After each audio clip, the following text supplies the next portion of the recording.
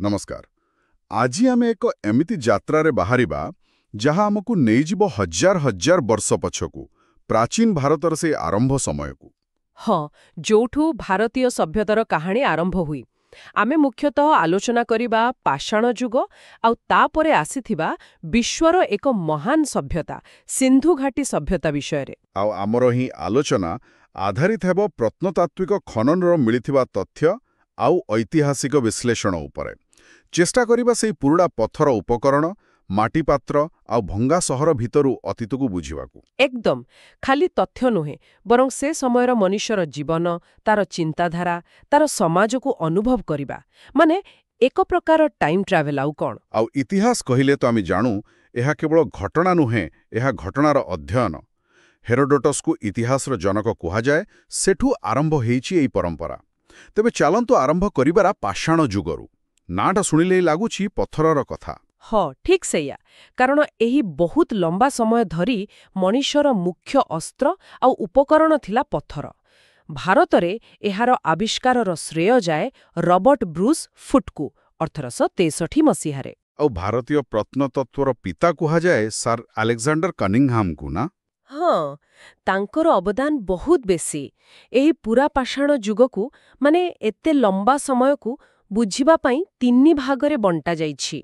अच्छा। प्रथमटी हेउछि पूरा पाषाण काल बा पैलियोलिथिक एज।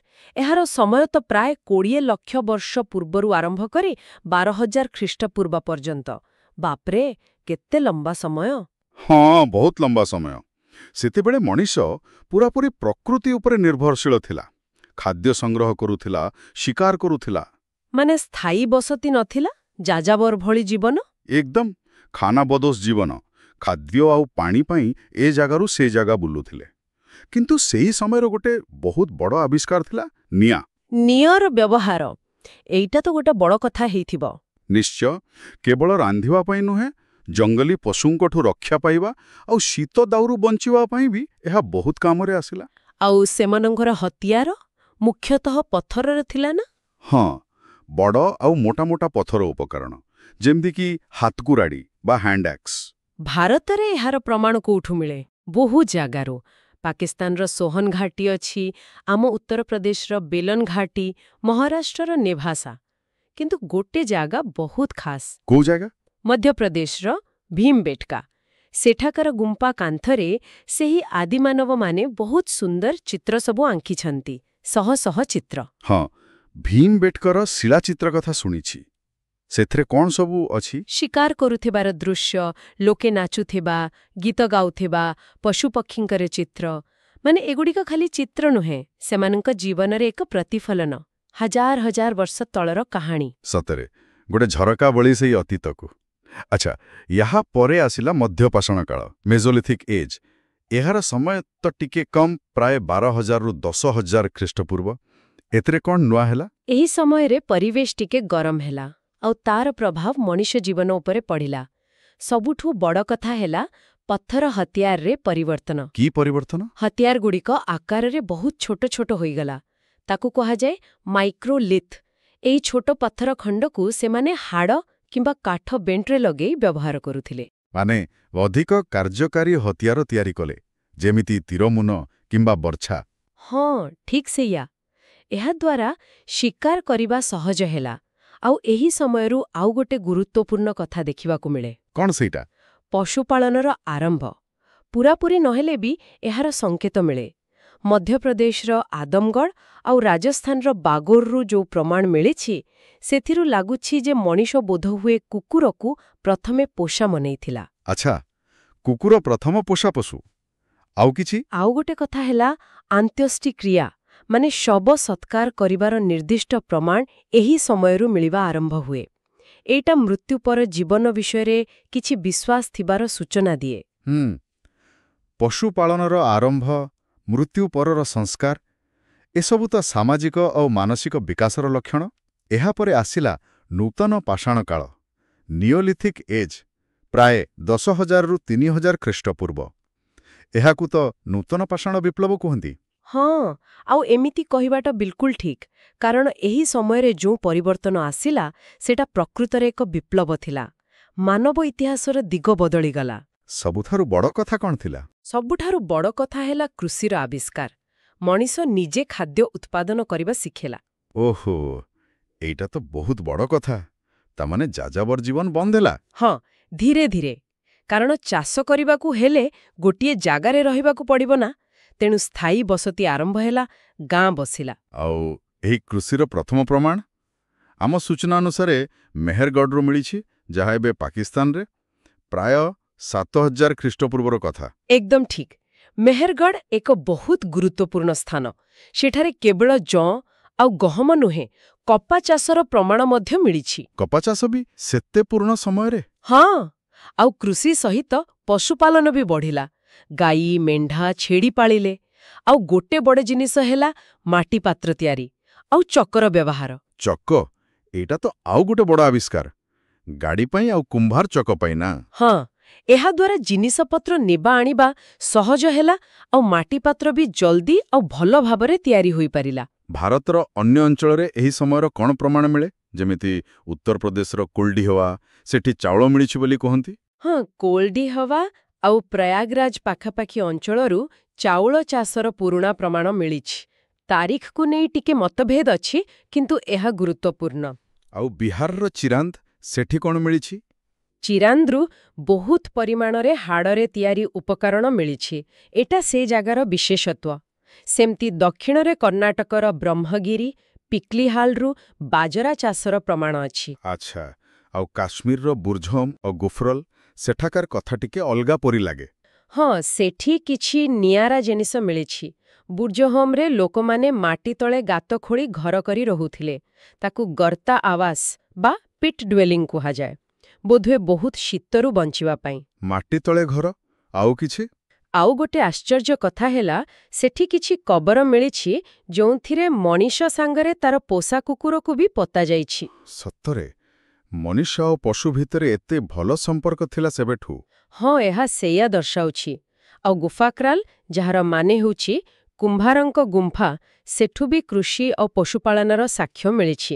ତେବେ ମୋଟାମୋଟି ଭାବେ ପାଷାଣ ଯୁଗ ଆମକୁ ଦେଖାଉଛି କେମିତି ମଣିଷ ଧୀରେ ଧୀରେ ପ୍ରକୃତି ଉପରେ ନିଜର ଦକ୍ଷତା ବଢ଼େଇଲା, ସ୍ଥାୟୀ ହେଲା ଆଉ ସଭ୍ୟତାର ମୂଳଦୁଆ ପକେଇଲା। ଏହାପରେ ଆସିଲା ଧାତୁର ଯୁଗ, ନା? ହଁ, ପଥର ପରେ ଧାତୁର ବ୍ୟବହାର ଶିଖିବା ମଣିଷ ପାଇଁ ଆଉ ଏକ ବଡ଼ ପଦକ୍ଷେପ ଥିଲା। ପ୍ରଥମେ ବ୍ୟବହାର ହୋଇଥିବା ଧାତୁ ଥିଲା ତମ୍ବା। ତମ୍ବା। ତେଣୁ ଏହାକୁ ତାମ୍ର ଯୁଗ ବା ଚାଲ୍କୋଲିଥିକ୍ ଏଜ୍ କୁହାଗଲା। ଠିକ୍। ଏହି ସମୟରେ ପଥର ସହିତ ତମ୍ବାର ବ୍ୟବହାର ବି ହେଉଥିଲା। ଏହା ମୁଖ୍ୟତଃ ଗୋଟେ ଗାଉଁଲି ସଭ୍ୟତା ଥିଲା, କିନ୍ତୁ ନୂତନ ପାଷାଣ ଯୁଗଠୁ ଅଧିକ ବିକଶିତ। ଭାରତରେ ଏହାର ଅନେକ ସ୍ଥାନୀୟ ସଂସ୍କୃତି ଦେଖିବାକୁ ମିଳେ। ଯେମିତିକି ରାଜସ୍ଥାନର ଆହାର ସଂସ୍କୃତି, ମଧ୍ୟପ୍ରଦେଶର କାୟଥା, ମାଲୱା। ହଁ, ଆଉ ମହାରାଷ୍ଟ୍ରର ଜୋର୍ବେ ସଂସ୍କୃତି। ଜୋର୍ବେ ସଂସ୍କୃତିର କିଛି ଜାଗା, ଯେମିତି ଦୈମାବାଦ ବା ଇନାମ ଗାଁଅ, ସେଗୁଡ଼ିକ ତ ବେଶ୍ ବଡ଼ ବଡ଼ ବସତି ଥିଲା। ଏହିସବୁ ସଂସ୍କୃତି ପରବର୍ତ୍ତୀ ସମୟ ପାଇଁ ବାଟ ତିଆରି କଲା ବୋଧହୁଏ। ନିଶ୍ଚିତ। ତାପରେ ମଣିଷ ତମ୍ବା ସାଙ୍ଗରେ ଟିଳ ମିଶାଇ ଏକ ନୂଆ ଆଉ ଶକ୍ତ ଧାତୁ ତିଆରି କଲା, କାଂସ୍ୟା ବା ବ୍ରୋଞ୍ଜ। ଆଉ ଏଇଠୁ ଆରମ୍ଭ ହେଲା କାଂସ୍ୟା ଯୁଗ ବା ବ୍ରଞ୍ଜ ଏଜ୍। ଆଉ ଏହି କାଂସ୍ୟ ଯୁଗର ସବୁଠୁ ବଡ଼ ଉଦାହରଣ ହେଉଛି ଆମର ହରପ୍ପା ସଭ୍ୟତା ବା ସିନ୍ଧୁ ଘାଟି ସଭ୍ୟତା। ଏକଦମ। ଏହାପରେ ଆସିବ ଲୌହ ଯୁଗ, ଯାହା ବୈଦିକ ସଭ୍ୟତା ସହିତ ଯୋଡ଼ା। କିନ୍ତୁ ଆଜି ଆମେ ମୁଖ୍ୟତଃ ସିନ୍ଧୁ ଘାଟି ସଭ୍ୟତା ଉପରେ ଧ୍ୟାନ ଦେବା। ଠିକ୍। ଏହାର ସମୟ କୁହାଯାଉଛି କାର୍ବନ ଡେଟିଂ ଅନୁସାରେ ମୋଟାମୋଟି 2350 ଖ୍ରୀଷ୍ଟପୂର୍ବରୁ 1750 ଖ୍ରୀଷ୍ଟପୂର୍ବ। ଏହା ଭାରତର ପ୍ରଥମ ନଗରୀୟ ସଭ୍ୟତା ଥିଲା। ହଁ, କେବଳ ଭାରତର ନୁହେଁ, ସେତେବେଳେର ମେସୋପୋଟାମିଆ, ମିଶର ଆଉ ଚୀନ ସଭ୍ୟତାର ସମକାଳୀନ ଥିଲା ଏବଂ ନିଜର ବ୍ୟାପକତା ଆଉ ଯୋଜନାବଦ୍ଧ ସହର ପାଇଁ ବିଶ୍ୱ ଇତିହାସରେ ଏକ ସ୍ୱତନ୍ତ୍ର ସ୍ଥାନ ରଖେ। ଜନ୍ ମାର୍ଶଲ ଏହାର ନାମକରଣ କରିଥିଲେ ଆଉ ଦୟାରାମ ସାହାନୀ 1921ରେ ହରପ୍ପା ସ୍ଥଳର ଆବିଷ୍କାର କରିଥିଲେ। ହଁ, ଆଉ ତା ପରେ ପରେ 1922ରେ ରାଖାଲଦାସ ବାନର୍ଜୀ ମୋହେଞ୍ଜୋଦାରୋ ଆବିଷ୍କାର କଲେ।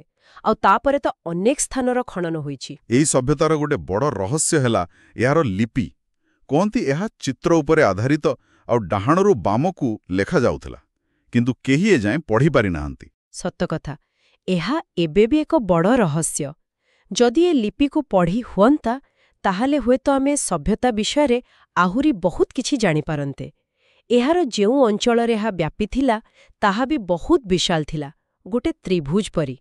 ତେବେ ଚାଲନ୍ତୁ କିଛି ମୁଖ୍ୟ ସ୍ଥାନ ଆଉ ସେଠୁ ମିଳିଥିବା ଜିନିଷପତ୍ର ବିଷୟରେ କଥା ହେବା। ପ୍ରଥମେ ହରପ୍ପା, ଯେଉଁଠୁ ସଭ୍ୟତାର ନାଁ ଆସିଛି। ହରପ୍ପା ଏବେ ଏହା ପାକିସ୍ତାନର ପଞ୍ଜାବ ପ୍ରଦେଶରେ ରାଭି ନଦୀ କୂଳରେ। ଏଠାରୁ ମିଳିଥିବା ଜିନିଷ ଭିତରେ ଗୁରୁତ୍ୱପୂର୍ଣ୍ଣ ହେଲା ବଡ଼ ବଡ଼ ଅନ୍ନାଗାର, ମାନେ ଶସ୍ୟ ରଖିବା ଜାଗା, ଶ୍ରମିକମାନଙ୍କ ପାଇଁ ଘର, ମାତୃଦେବୀଙ୍କ ମୂର୍ତ୍ତି, ଗୋଟେ କବ୍ରସ୍ଥାନ ଯାହାର ନାଁ RH-37। ହଁ, ଆଉ ମୋହର ଉପରେ ଏକ ଶିଙ୍ଗ ଥିବା ପଶୁର ଚିତ୍ର, ସ୍ୱସ୍ତିକ ଚିହ୍ନ, ଏପରିକି ଗୋଟେ ମୋହରରେ ଗୋଟେ ସ୍ତ୍ରୀ ଲୋକର ଗର୍ଭରୁ ଗଛ ବାହାରୁଥିବାର ଚିତ୍ର ବି ଅଛି, ଯାହାକୁ ଉର୍ବରତାର ବେବୀ ବୋଲି କୁହାଯାଏ। ଏସବୁ କ'ଣ ଦେଖାଉଛି? ମାନେ ଏକ ସୁସଂଗଠିତ ସମାଜ। ସାଇଟି ରଖିବାର ବ୍ୟବସ୍ଥା ଥିଲା। ଶ୍ରମିକ ଆବାସ ସାମାଜିକ ସ୍ତରବିନ୍ୟାସକୁ ସୂଚାଉଛି। ମାତୃଦେବୀ ମୂର୍ତ୍ତି ଧାର୍ମିକ ବିଶ୍ୱାସ ଆଡ଼କୁ ଇଙ୍ଗିତ କରୁଛି। ଆଉ ମୋହରଗୁଡ଼ିକ ବୋଧହୁଏ ବ୍ୟବସାୟ କିମ୍ବା ପ୍ରଶାସନିକ କାମରେ ଲାଗୁଥିଲା। ତାପରେ ଆସୁଛି ମୋହେଞ୍ଜୋଦାର। ଏହାର ମାନେ ତ ମୃତକଙ୍କ ଟିଲା ବା ମାଉଣ୍ଡ ଅଫ୍ ଦ ଡେଡ୍। କିନ୍ତୁ କୁହନ୍ତି ଏଠୁ କବରସ୍ଥାନ ମିଳିନି। ହଁ, ସେମିତି ବଡ଼ କବରସ୍ଥାନ ମିଳିନି, କିନ୍ତୁ ଗୋଟେ ଜାଗାରେ କିଛି କଙ୍କାଳ ଏକାଠି ମିଳିଛି। ମୋହେଞ୍ଜୋଦାରର ସବୁଠୁ ପ୍ରସିଦ୍ଧ ଜିନିଷ ହେଲା ତାର ବିଶାଳ ସ୍ନାନାଗାର ବା ଗ୍ରେଟ୍ ବାଥ୍। ହଁ, ସେ ଫଟୋ ଦେଖିଛି, ବହୁତ ବଡ଼ ପୋଖରୀ ପରି। ଆଉ ଏଠି ବି ବଡ଼ ଅନ୍ନାଗାର ମିଳିଛି, ପୁରୋହିତଙ୍କ ଘର ପରି କିଛି। ଆଉ ଏକ ପ୍ରସିଦ୍ଧ ମୋହର ମିଳିଛି, ଯେଉଁଥିରେ ଜଣେ ଯୋଗୀ ପରି ବ୍ୟକ୍ତି ପଶୁମାନଙ୍କ ଦ୍ୱାରା ପରିବେଷ୍ଟିତ ହୋଇ ବସିଛନ୍ତି। ତାକୁ ପଶୁପତି ଶିବଙ୍କର ଆଦି ରୂପ ବୋଲି କୁହାଯାଏ। ଆଉ ସେହି ପ୍ରସିଦ୍ଧ କାଂସ୍ୟ ନର୍ତ୍ତକୀ ମୂର୍ତ୍ତି ତ୍ରିଭଙ୍ଗ ମୁଦ୍ରାରେ। ହଁ, ସେଇଟା ସେମାନଙ୍କ ଧାତୁ କାମ ଆଉ କଳାର କେତେ ଉନ୍ନତ ଥିଲା ତାର ପ୍ରମାଣ ଦିଏ। ଆଉ ଏଠୁ ସୂତା କପଡ଼ାର ପ୍ରମାଣ ବି ମିଳିଛି। ଆଚ୍ଛା, ଏବେ ଭାରତ ଭିତରକୁ ଆସିବା। ରାଜସ୍ଥାନର କାଲିବଙ୍ଗା, ଏହାର ମାନେ କୁହନ୍ତି କଳା ଚୁଡ଼ି। ହଁ, ଏଠୁ କଳା ଚୁଡ଼ି ତ ମିଳିଛି, ତା ସାଙ୍ଗକୁ ଅଳଙ୍କୃତ ଇଟା, ଆଉ ସବୁଠୁ ଗୁରୁତ୍ୱପୂର୍ଣ୍ଣ ହେଲା ହଳ କରାଯାଇଥିବା ଜମିର ପ୍ରମାଣ। ହଳ କରା ଜମି, ମାନେ ଚାଷବାସର ସିଧା ପ୍ରମାଣ। ଆଉ ଅଗ୍ନିକୁଣ୍ଡ ବା ହୋମକୁଣ୍ଡ କଥା ବି ଶୁଣାଯାଏ। ହଁ, ଏକାଧିକ ଅଗ୍ନିକୁଣ୍ଡ ମିଳିଛି। ଏହା କିଛି ଧାର୍ମିକ ପରମ୍ପରା ବା ପୂଜାପାଠର ସୂଚନା ଦିଏ। ଏଠି ଗୋଟିଏ ଜମିରେ ଏକା ସାଙ୍ଗରେ ଦୁଇ ପ୍ରକାର ଫସଲ ଚାଷ ହେଉଥିବାର ପ୍ରମାଣ ବି ମିଳିଛି। ବାଃ। ଏବେ ଗୁଜରାଟ, ଧୋଲାବିରା, ଏ ଜାଗା ବିଷୟରେ ବହୁତ ଚର୍ଚ୍ଚା ହେଉଛି ଆଜିକାଲି। ହେବା କଥା, କାରଣ ଧୋଲାବିରାରେ ଜଳ ପରିଚାଳନା ବ୍ୟବସ୍ଥା ଅତ୍ୟନ୍ତ ଉନ୍ନତ ଥିଲା। ବଡ଼ ବଡ଼ ପାଣି ଟାଙ୍କି, କେନାଲ, ଗୋଟେ ଶୁଖିଲା ଅଞ୍ଚଳରେ ପାଣିକୁ ଏତେ ଭଲ ଭାବରେ ବ୍ୟବହାର କରିବା ସେମାନଙ୍କର ଇଞ୍ଜିନିୟରିଂ ଦକ୍ଷତାର ପରିଚୟ। ଆଉ ସେଠି କୁହନ୍ତି ସିନ୍ଧୁ ଲିପିରେ ଲେଖା ହେଇଥିବା ଗୋଟେ ବଡ଼ ସାଇନବୋର୍ଡ ପରି ଜିନିଷ ମିଳିଛି। ହଁ, 10ଟି ବଡ଼ ବଡ଼ ଅକ୍ଷର ଥିବା ଏକ କାଠ ଫଳକର ଛାପ ମିଳିଛି। ଏହା ଲିପିର ସାର୍ବଜନୀନ ବ୍ୟବହାରକୁ ସୂଚାଏ।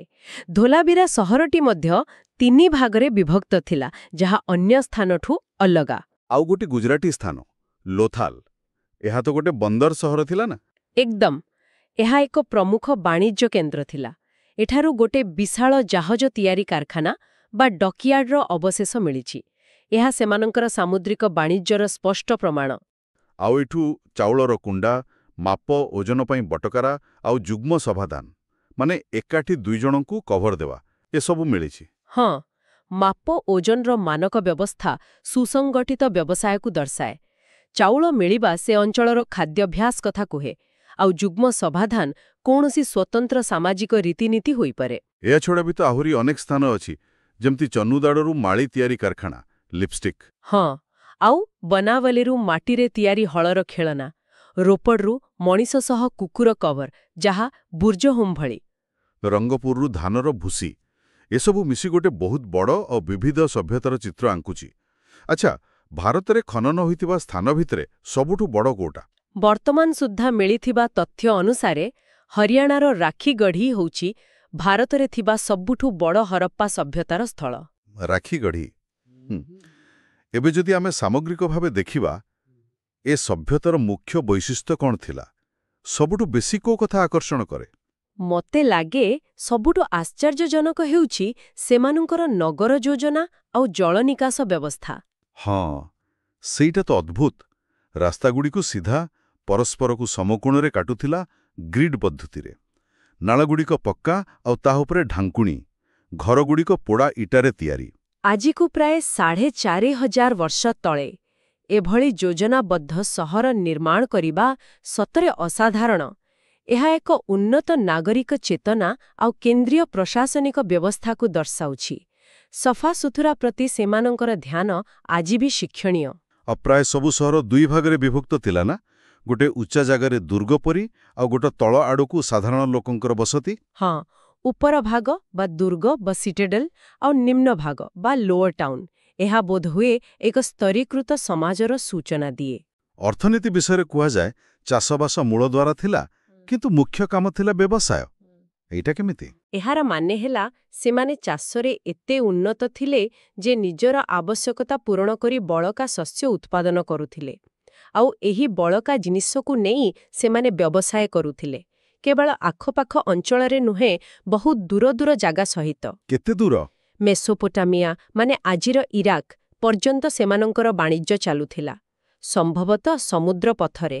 ମେସୋପୋଟାମିଆର ଲେଖାରେ ମେଲୁହା ବୋଲି ଗୋଟେ ଜାଗାର ନାଁ ମିଳେ, ଯାହାକୁ ପଣ୍ଡିତମାନେ ସିନ୍ଧୁ ସଭ୍ୟତା ଅଞ୍ଚଳ ବୋଲି ଭାବନ୍ତି। ବାଃ, ସମାଜ ବିଷୟରେ କ'ଣ ଅନୁମାନ କରାଯାଏ? ମାତୃସତ୍ତାତ୍ମକ ଥିଲା କି? କାରଣ ମାତୃଦେବୀଙ୍କ ମୂର୍ତ୍ତି ବହୁତ ମିଳିଛି। ହଁ, ଏହା ଏକ ସମ୍ଭାବନା। ମାତୃଦେବୀଙ୍କୁ ପୂଜା ବହୁଳ ଭାବେ ପ୍ରଚଳିତ ଥିଲା ପରି ଲାଗେ, ଆଉ ସମାଜ ବୋଧହୁଏ କାମ ଅନୁସାରେ 4 ଭାଗରେ ବିଭକ୍ତ ଥିଲା, ଯେମିତି ବିଦ୍ୱାନ ବା ପୁରୋହିତ, ଯୋଦ୍ଧା, ବ୍ୟବସାୟୀ ଓ କାରିଗର ଆଉ ଶ୍ରମିକ। ମୋହରଗୁଡ଼ିକ ବିଷୟରେ କ'ଣ କହିବେ? ସେଗୁଡ଼ିକ କୋଉଥିରେ ତିଆରି ହେଉଥିଲା ଆଉ ସେଥିରେ କ'ଣ ଥାଏ? ଅଧିକାଂଶ ମୋହର ସେଲଖଡ଼ି ପଥରରେ ତିଆରି। ତା ଉପରେ ବିଭିନ୍ନ ପଶୁଙ୍କ ଚିତ୍ର ଖୋଦେଇ ହୋଇଛି, ଆଉ କିଛି ଲେଖା ବି ଅଛି ଯାହାକୁ ପଢ଼ି ହୋଇନି। ସବୁଠୁ ବେଶି ଦେଖାଯାଏ ଏକ ସିଂହ ଥିବା ଗୋଟେ କାଳ୍ପନିକ ପଶୁର ଚିତ୍ର।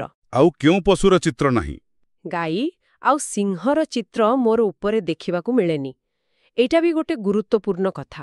ସେମାନେ ସୁନା, ରୂପା, ତମ୍ବା, କାଂସ୍ୟ ବ୍ୟବହାର କରୁଥିଲେ, କିନ୍ତୁ ଲୁହା ବିଷୟରେ ଜାଣିନଥିଲେ।